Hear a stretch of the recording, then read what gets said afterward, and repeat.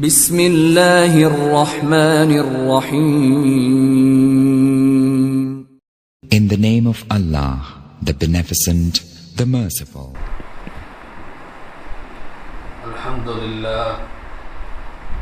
الحمدللہ رب العالمین والصلاة والسلام علی سید الانبیاء والمرسلین وعلی آلہ واصحابہ اجمعین اما بعد. فقد قال اللہ تبارک وتعالی فی القرآن المجید والفرقان الحمید.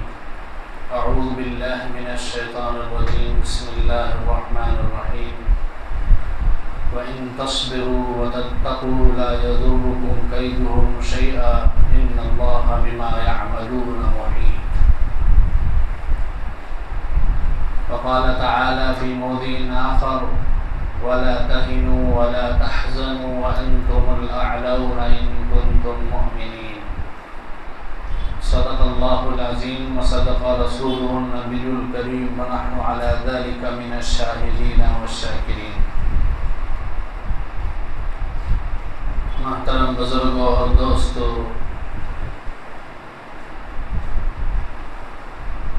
آج کل امت مسلمہ پر پوری دنیا میں مظالم ڈھائے جا رہے ہیں. غزہ میں، فلسطین میں آج بھی بمباری ہو رہی ہے، اور خاص طور پر ہمارے ملک ہندوستان میں اسلام کو اور مسلمانوں کو ختم کرنے کی، مٹانے کی طرح طرح کی سازشیں ہو رہی ہیں. کبھی ہمارے دین پر حملہ کیا جاتا ہے، ہمارے شریعت پر حملہ ہوتا ہے، کبھی ہماری وقف کی زمینوں کو ہڑپنے کی کوشش کی جاتی ہے، اس کے لیے قانون بنا کے پاس بھی کروایا جاتا ہے. ایسی حالت میں امت مسلمہ 3 قسموں میں بٹی ہوئی ہے. امت کا بہت بڑا طبقہ آج کل ناامیدی کا شکار ہے، مایوسی کا شکار ہے، خوف اور دہشت میں مبتلا ہے. امت کا یہ طبقہ سمجھتا ہے کہ ہمارا مستقبل تاریک ہے، اب ہم ختم ہونے والے ہیں، اسلام مٹنے والا ہے. تو اس طبقے کی حالت انتہائی افسوسناک ہے اور تباہ کن ہے، اس لیے کہ ایسی نا امیدی اور مایوسی ایک مسلمان کے لیے زیب نہیں دیتا. اللہ تعالیٰ قرآن پاک میں فرماتے ہیں وَلَا تَيْأَسُوا مِن رَوْحِ اللَّهِ، اللہ کی رحمت سے مایوس مت ہو جاؤ. إِنَّهُ لَا يَيْأَسُ مِن رَوْحِ اللَّهِ إِلَّا الْقَوْمُ الْكَافِرُونَ، اللہ کی رحمت سے کافر ہی نا امید ہوتے ہیں. وَمَن يَقْنَطُ مِن رَحْمَةِ رَبِّهِ إِلَّا الضَّالُّونَ، جو بھٹکے ہوئے گمراہ لوگ ہوتے ہیں وہی اپنے رب کی رحمت سے نا امید ہوتے ہیں. اور امت کا ایک طبقہ ایسا ہے جو ایسی خوفناک حالت میں یہ سوچتا ہے کہ اب اگر ہمیں بچانا ہے تو بس فلاں سیاسی پارٹی سے اپنے آپ کو منسلک کرنا ہے، اس میں اگر ہم شامل ہو جائیں گے تو ہماری دنیا بن جائے گی، ہماری حالت سدھر جائے گی، دنیاوی حالت. تو ایسے بھی بعض امت مسلمہ میں موجود ہیں جو ظالم حکمران پارٹی ہے، جو مسلمانوں کی دشمن پارٹی ہے، اس سے اپنے آپ کو منسلک کیے ہوئے ہیں. ان کے حق میں بیانات دیتے ہیں، ان کے حق میں جو ہے باتیں کرتے ہیں، چاہے مسلمانوں کا کچھ بھی ہو جائے نقصان، لیکن ان کے سامنے بس اپنی دنیا ہوتی ہے. حالانکہ ان کے یہ جو سہارے ہیں، دنیاوی سہارے، اللہ کے سہارے کے مقابلے میں، اللہ کی طاقت کے مقابلے میں مکڑی کی جال کی بھی حیثیت نہیں. مثل الذین اتخذوا من دون اللہ اولیاء کمثل العنکبوت، اللہ کے علاوہ جس کو یہ لوگ اپنا دوست مانتے ہیں ان کی مثال مکڑی جیسی ہے. اتخذت بیتا، جس نے گھر بنایا ہو، جس طرح سے مکڑی اپنے جالوں سے بنے ہوئے گھر پر بھروسہ کرتی ہے، حالانکہ تھوڑی سی ہوا کے جھونکے آئیں تو وہ گھر تباہ ہو جاتا ہے، کوئی چھوٹا سا بچہ چپکے سے اس طرح سے ہٹا دے تو گھر پورا ہلاک ہو جاتا ہے۔ تو اسی طرح سے یہ اللہ کے علاوہ جن سے امید لگائے ہوئے ہیں، یہ لوگ مکڑی کی جال کی بھی حیثیت نہیں رکھتے۔ اور امت کا ایک طبقہ آج بھی تیسری قسم کا آج بھی ایسا ہے جو صرف اور صرف اللہ سے امید لگائے ہوئے ہیں، اپنے ایمان میں، اپنے یقین میں ابھی بھی مضبوط ہے، کیسی بھی حالتیں آ جائیں ان کے ایمان متزلزل نہیں ہوتا، وہ اپنے ایمان میں کمزور نہیں پڑتے۔ وہ سمجھتے ہیں کہ رات چاہے کتنی بھی تاریک ہو، یقیناً رات کے بعد صبح ہونے والی ہے۔ جس طرح رات کے بعد صبح کا آنا یقینی ہے، صبح کی روشنی کا ہونا یقینی ہے، اسی طرح ان خوفناک حالات کے بعد اچھے حالات ضرور آئیں گے۔ تو امت کا یہ طبقہ سوچتا ہے جس طرح سے مکہ مکرمہ میں مسلمانوں کی حالت تھی، آج بھی ہماری حالت ہندوستان میں ویسے ہی ہے۔ مکہ مکرمہ میں مسلمان بہت تھوڑے تھے، آج بھی ہندوستان میں ہم مسلمان کم ہیں تعداد کے اعتبار سے، اور اس کے مقابلے میں غیر مسلم وہاں زیادہ تھے، بت پرست زیادہ تھے۔ آج بھی ہندوستان کے اندر مکے کی طرح جو بت پرست ہیں وہ زیادہ ہیں تعداد۔ جس طرح سے اس وقت مکے میں مسلمانوں پر طرح طرح کے ظلم ڈھائے جاتے تھے، ان کا ایمان چھیننے کے لیے، ان کا ایمان سلب کرنے کے لیے، ان کا ایمان کمزور کرنے کے لیے، ان کا دین ختم کرنے کے لیے، اسی طرح آج بھی ہندوستان میں کوششیں ہو رہی ہیں، ظلم ڈھائے جا رہے ہیں۔ لیکن ایک فرق یہ ہے کہ مکہ مکرمہ میں جو مسلمان تھے بہت تھوڑے تھے، اور جو غیر مسلم تھے وہ بہت زیادہ تھے، اور وہ سب کے سب دشمن تھے۔ لیکن آج بھی ہندوستان میں غیر مسلموں میں بہت بڑا طبقہ ایسا ہے جو مسلمانوں کے بارے میں اچھے خیالات رکھتے ہیں۔ بہت چھوٹی سی جماعت، فرقہ پرست طاقت ایسی ہے جو مسلمانوں سے نفرت کرتی ہے اور پھیلاتی ہے لوگوں کے درمیان میں نفرت۔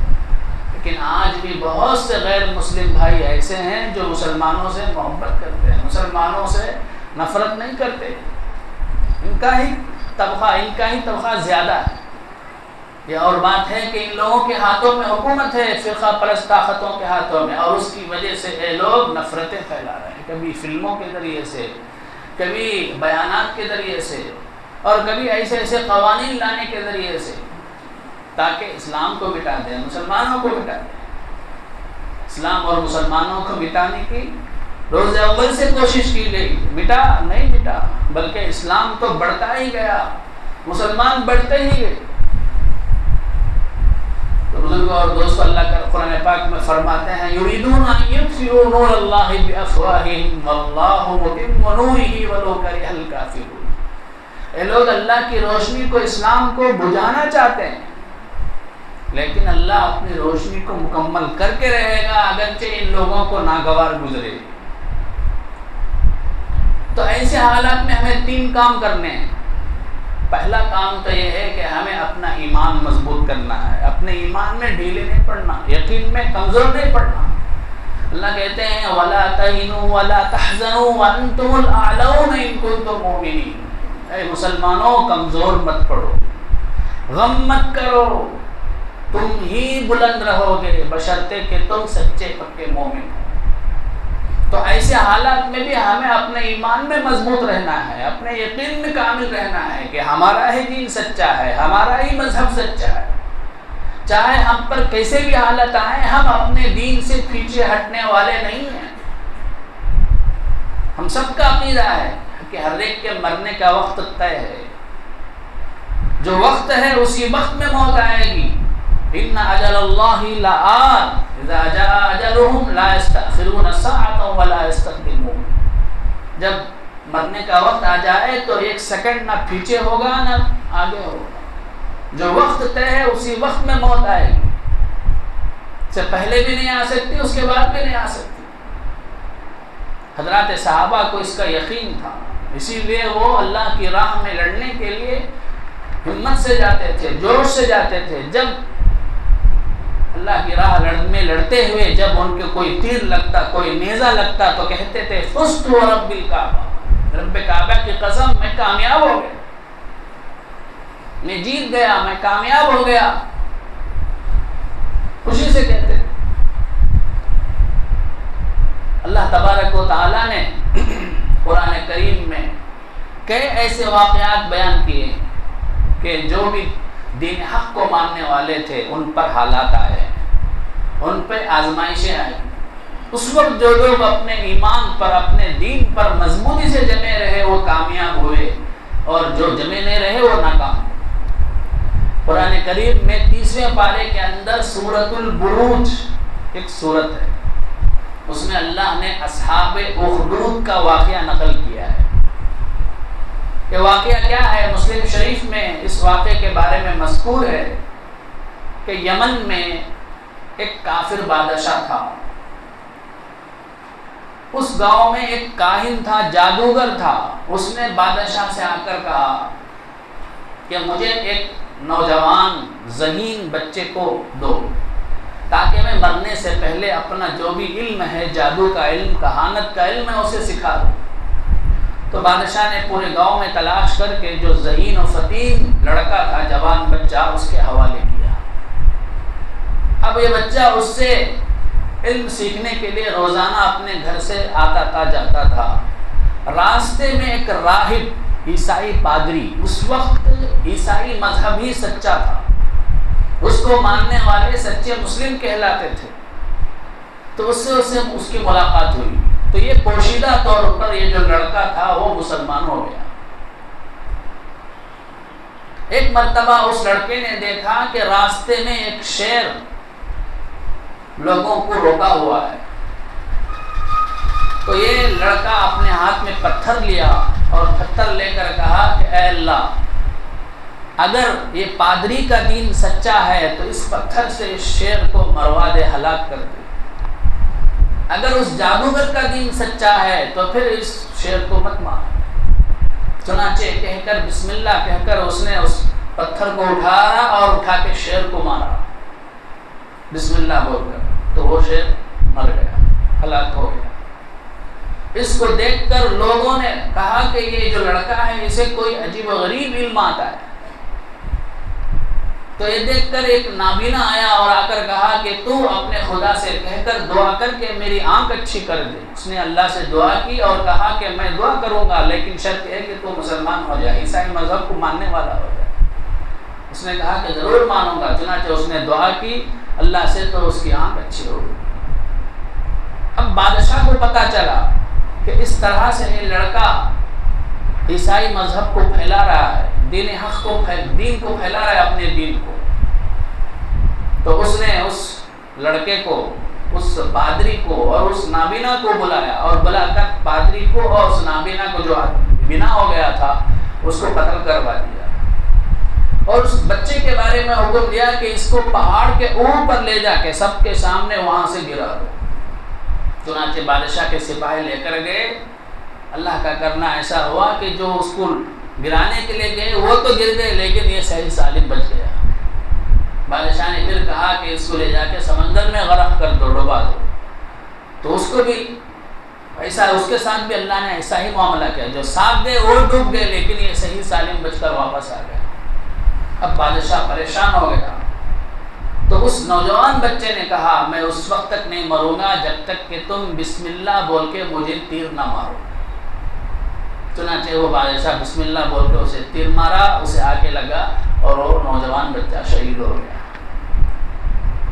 اس کو دیکھ کر پورے گاؤں والے مسلمان ہو گئے، یعنی عیسائی مذہب کو ماننے والے. بادشاہ کو اب فکر ہو گئی. اس نے اپنے اراکین سلطنت سے مشورہ کیا کہ اب ان کے ساتھ کیا کیا جائے، ان کا مقابلہ کیسے کیا جائے. تو اس نے مشورے میں یہ طے کیا کہ آگ کے بڑی بڑی خندقیں کھودی جائیں اور جو بھی مسلمان ہوئے ہیں پورے گاؤں والے ان تمام سے کہا جائے یا تو اسلام کو چھوڑو ورنہ تمہیں اس میں ڈال دیا جائے. اللہ تبارک و تعالیٰ نے ان لوگوں کو ایمان پر ایسی مضبوطی عطا فرمائی تھی، استقامت عطا فرمائی تھی، وہ لوگ آگ کے خندق میں کودنا گوارا کیے لیکن ایمان چھوڑنا گوارا نہیں کیا۔ ایک ایک کر کے لایا جاتا، کہا جاتا اسلام چھوڑ دو ورنہ تو اس میں ڈال دیا جاتا، لیکن وہ اسلام کو نہیں چھوڑتا تھا اور اسے آگ میں ڈال دیا جاتا تھا۔ آخرکار صرف ایک ماں جس کے ہاتھ میں ایک شیرخوار بچہ تھا، دودھ پیتا بچہ تھا، اسے اپنے بچے کی فکر تھی، اگر میں ایمان نہیں چھوڑوں گی، اسلام نہیں چھوڑوں گی تو میرے بچے کو جلا دیا جائے گا۔ تھوڑی سی اس کے اندر جھجک پیدا ہوئی، اللہ نے اس شیرخوار بچے کو گویائی عطا فرمائی۔ اس شیرخوار بچے نے کہا اے اماں جان، اے امی جان، ڈرو نہیں، آپ حق پر ہیں، ہم ہی کامیاب ہوں گے۔ تو فوراً وہ ماں اپنے بچے کے ساتھ آگ میں کود گئی۔ تو یہ واقعہ اللہ تبارک و تعالیٰ نے سورہ بروج کے اندر بیان فرمایا ہے، قتل اصحاب الاخدود النار ذات الوقود، یہ خندق والے ہلاک ہو جائیں، برباد ہو جائیں جو آگ کو سلگانے والے ہیں۔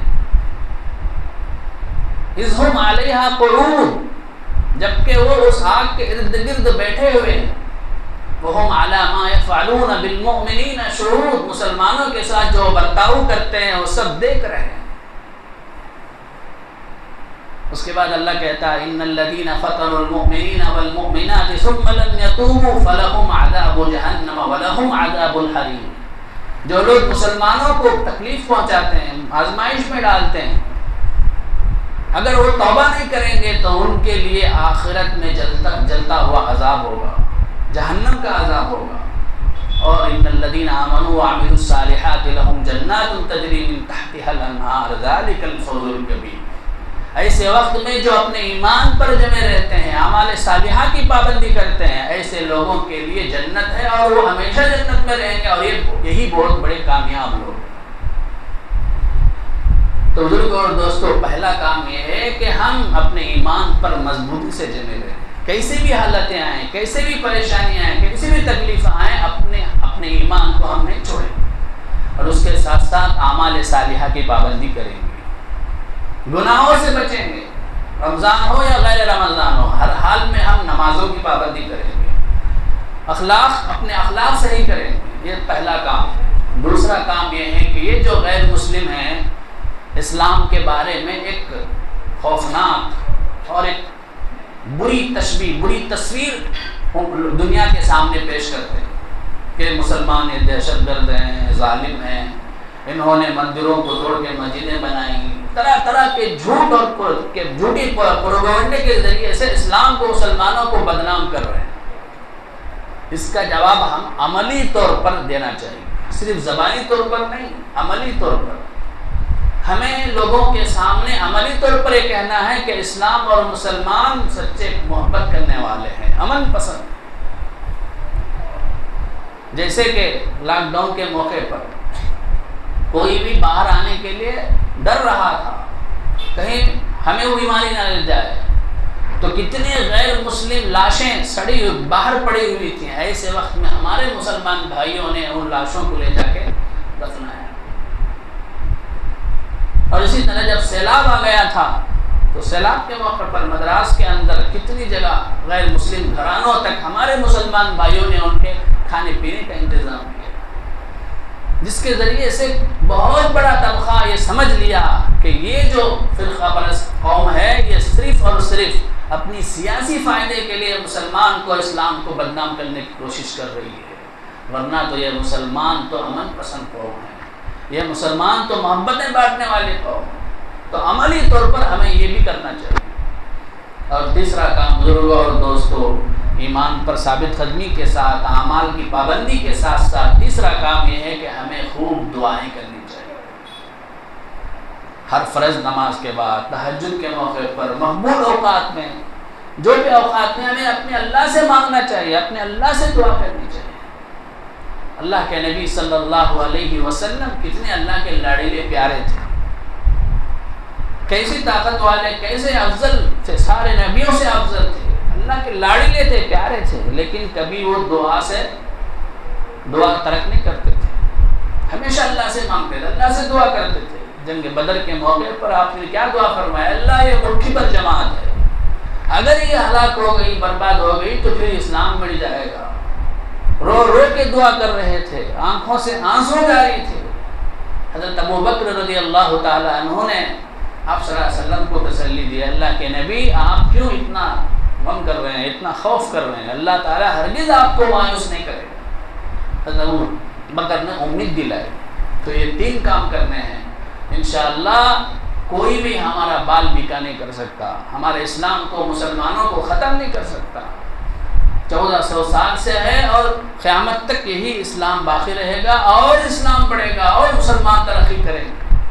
تو بہرحال ایسے وقت میں یہ 3 کام تو کرنا ہے، اسی کے ساتھ ساتھ ہمارے جو موجودہ ہندوستان کے اکابر ہیں وہ جس طریقے سے موجودہ قانون کے خلاف احتجاج کرنے کا حکم دیں، اسی کے مطابق ہمیں احتجاج کرنا چاہیے، اسی کے مطابق ہمیں دھرنا کرنا چاہیے۔ ہم اپنے طور پر کسی بڑے کی سربراہی کے بغیر اپنے طور پر راستے میں جائیں گے تو خواہ کے لڑائیاں ہوں گی، فتنے ہوں گے، اور خواہ کا انتشار ہوگا، فساد ہوگا۔ اللہ تبارک و تعالی ہمیں ایمان پر آخر دم تک ثابت قدم رہنے کی توفیق عطا فرمائے، اور اسلام کی، مسلمانوں کی، اور ہمارے مسجدوں کی، مدرسوں کی، اور ہمارے تمام وقف کی جائیدادوں کی حفاظت فرمائے۔ آمین وآخر دعوانا الحمدللہ رب العالمین۔